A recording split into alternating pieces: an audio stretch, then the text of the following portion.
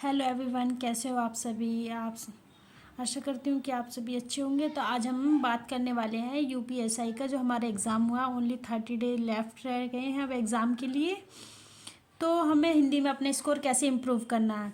बहुत से बच्चों का अभी भी बहुत स्कोर लो आ रहा है, तो वो अपने स्कोर कैसे इम्प्रूव करें। तो मैं आपको बताती हूँ मैंने कैसे स्कोर अपना इम्प्रूव किया। आप भी इस तरह ये स्ट्रेटेजी अपना के आप भी 15 से 20 दिन में अपना बहुत अच्छा स्कोर कर सकते हैं। जिनके अभी 15-20 क्वेश्चन ठीक हो रहे हैं, तो वे 35 तक तो नॉर्मली पहुँच ही जाएंगे। तो इसके लिए मैंने सबसे पहले बता रही हूँ कि मेरे भी बहुत नीचे आ रहा था स्कोर। तो मैंने अपना स्ट्रेटेजी मैंने कौन सी फॉलो की, आप भी ये कर लो। तो इसके लिए मैंने फॉलो की है आदित्य पब्लिकेशन की बुक। मैंने ली है छठा एडिशन जो आ रहा है 2025 का, क्योंकि 26 का तो अभी आया नहीं है। तो इसमें मैं जितने भी क्वेश्चन कर रही हूँ, सारे एग्ज़ाम के इसके जितने भी इसमें PYQ सभी क्वेश्चन कर रही हूँ, और सारे चैप्टर। तो देखो इसमें हर चीज़ सारे एग्ज़ामों के बारे में बता रखा है, जिस जिस एग्ज़ाम में मोस्टली सभी सारी इसमें दी हुई है। तो मैं आपको हिंदी की दिखा रही हूँ। मैंने हिंदी में देखो, हिंदी वर्णमाला, वर्तनी, संधि, समास, तत्सम, तद्भव, विलोम, पर्यायवाची, अनेक अर्थी, समानार्थी, शब्दार्थ, श्रुति भिन्नार्थ, मुहावरे, मतलब जो भी है ये बुक बहुत ही ज़्यादा बेस्ट है। और इसके साथ साथ इसकी लैंग्वेज जो है बहुत ही अच्छी है। तो इसे मैंने फॉलो किया। जैसे ये देखो, हिंदी वर्णमाला, हिंदी वर्णमाला को पहले एक बार अब इससे सारे अच्छा सा शुरू से लेके यहाँ से आप इसे पूरा कॉन्सेप्ट अल्पप्राण महाप्राण, अल्पप्राण महाप्राण, ये सभी बहुत अच्छे से ये अल्पप्राण महाप्राण आघोष आघोष सभी ही बहुत अच्छे से पढ़ सकते हैं। ये ध्वनि देखो, मैं आपको ये दिखा रही हूँ ध्वनि, कौन सी ध्वनि कहाँ से निकलती है, कंठ, तालवे, ये दांत, ओष्ठ सब ये। तो ये क्वेश्चन जो है इस चार्ट में से एक क्वेश्चन तो आता ही आता है। तो आप भी इसे याद कर लो। इससे याद मतलब इतना है, थोड़ा सी प्रैक्टिस तो लगेगी, क्योंकि मोस्टली सभी बच्चों के, किसी भी बच्चे में 99% बच्चों के क्या कह गए ये सब भूल जाते हैं। आगे तो बढ़ जाते हैं, लेकिन ये प्री एजुकेशन के बारे में सभी भूल जाते हैं। ये सभी की मिस्टेक है। आइए आप ये नहीं सोचे कि ये आपकी मिस्टेक है, ये सभी के। ये अंतस्पर्शी, अनुस्वर्ग, विसर्ग, ये सारी ध्वनि, पंच मार्ग, जैसे मैं आपको दिखा रही हूँ। मैंने ये लिखा है देखो, व्यंजन के बारे में, वर्ण जो इस बुक के में नहीं है वो आप अपने नोट्स में लिख लो। जैसे इसमें था ये, लेकिन मैंने लिख लिया, फिर बाद में देखा तो बुक में था। तो ये हिंदी की बुक जो बहुत ही ज़्यादा बेस्ट है। और मैं आपको बता रही हूँ कि इस बुक में से कहाँ कहाँ से क्वेश्चन कितने आ रहे हैं, तो इसी के अकॉर्डिंग हम अपने स्कोर इम्प्रूव कर सकते हैं। जैसे देखो, हिंदी वर्णमाला में से एक क्वेश्चन तो पक्का आता ही आता है। एक क्वेश्चन बाई चांस 2 क्वेश्चन भी हो जाते हैं। संधि में से भी एक आ रहा है, वर्तनी में से तो आता ही है।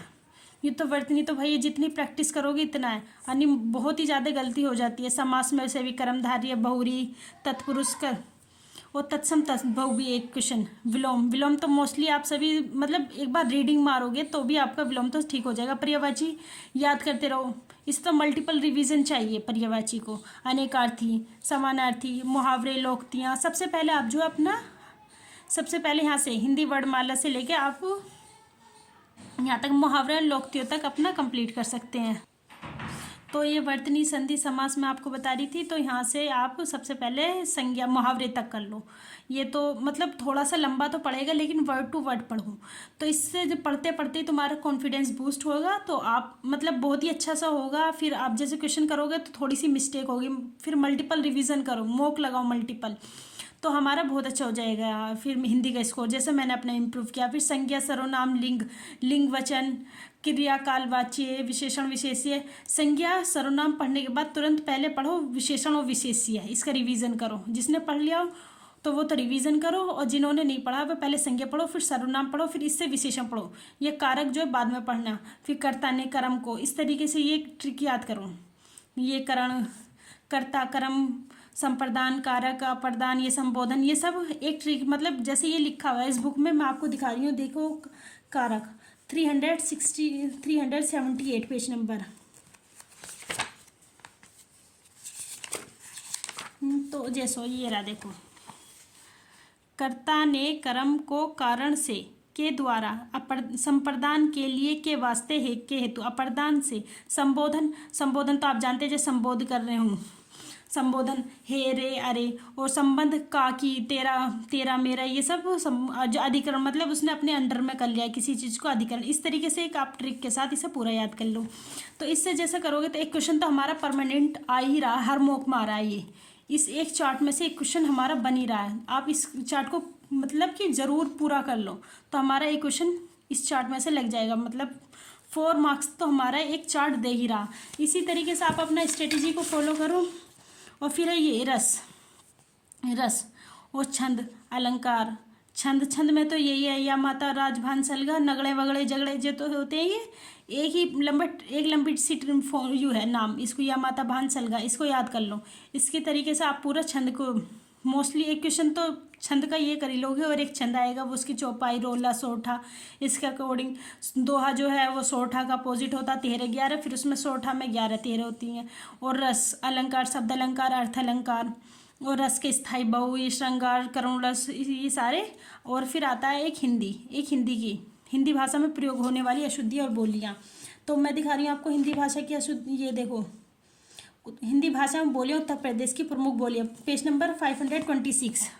ये बुक बहुत ही ज़्यादा अच्छी है, 526। तो मैं आपको दिखा रही हूँ 526। देखो ये दी सूरसेन अपभ्रंश, अर्धमगधी, मगधी, खस और सूरसेनी अपभ्रंश में ये राजस्थानी, ये जो आती हैं बुंदेली, कन्नौजी, ब्रजभाषा, खड़ी बोली, बंगारू, ये मतलब इसमें से है। और इसमें से पूर्वी हिंदी, बिहारी, पहाड़ी, राजस्थानी। और जैसे ये आता है हमारा राजस्थानी, तो राजस्थानी को मैं आपको पहले एक ट्रिक बताऊंगी जैसे मैंने याद किया, आप भी कर सकते हो, आपको ठीक लगे नहीं लगे तो आप अपनी ट्रिक बना लो। जैसे कहाँ गया देखो, राजस्थानी, मेवाती, मारवाड़ी, इसके लिए पहले आप एक वो बना लो, जैसे ये जैसे ईस्ट, वेस्ट, नॉर्थ, साउथ।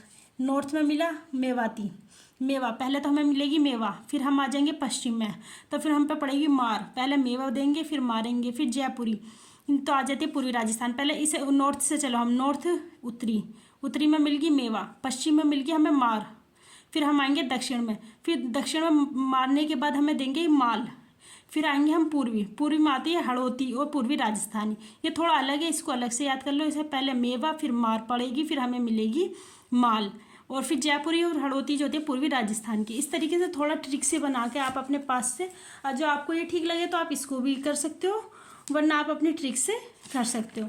इस तरीके से हमारा मोस्टली सभी सिलेबस, और जो गद्यांश आते हैं वो तो गद्यांश जो इतनी हिंदी पढ़ेंगे तो गद्यांश तो खुद हो ही जाता है। और हिंदी में देखो ये रही, इसमें सारे डिस्ट्रिक्ट के बारे में बताया गया है, कौन सी डिस्ट्रिक्ट में कौन सी बोली बोली जा रही है, तो ये भी हमारी बहुत आसान रहेगी। तो आप इस तरीके से हिंदी को से अपने स्कोर इम्प्रूव कर सकते हैं, जिनका स्कोर बहुत डाउन आ रहा है। तो ये हिंदी की बुक बेस्ट है, आपकी मर्जी, आप चाहे और नहीं, आप जिस चीज़ से भी पढ़ रहे हो उसका मल्टीपल रिवीजन करो। तो अब मिलते हैं नेक्स्ट वीडियो में, तब तक के लिए बाय।